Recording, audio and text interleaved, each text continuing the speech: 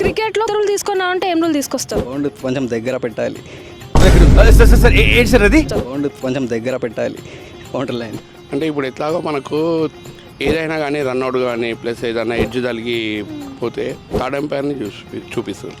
అట్లనే మనము ఎంపైర్లను తీసారని నేను అనుకుంటున్నాను. ఎంపైర్ తీసేయాలి అంతే. ఎవరురా నువ్వు ఇంత టాలెంటెడ్ ఉన్నావు? 100 meters 6 కొడితే 8 runs ఇవ్వాలి. 100 meters 6 కొడితే 8 runs ఇవ్వాలి. సో ఇప్పుడు నాకు రియాక్షన్ వస్తలేదు.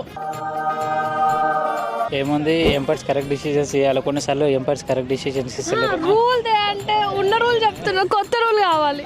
ఇప్పుడు కొత్త రూల్ అంటే ఏముంది? ఇంకొక 2 players ని యాడ్ చేయాలా? నాకు అర్థం కాలేదు సార్. ఇంకొక 2 players ని యాడ్ చేయాలా? కొత్త రూల్ అంటే ఒకటే, మార్నింగ్ ఈవినింగ్ ప్రాక్టీస్ పెట్టి చేయాలి. ఓవర్స్ కొద్దిగా ఎక్కువ పెట్టాలి. ఓవర్స్ కొద్దిగా ఎక్కువ పెట్టాలి.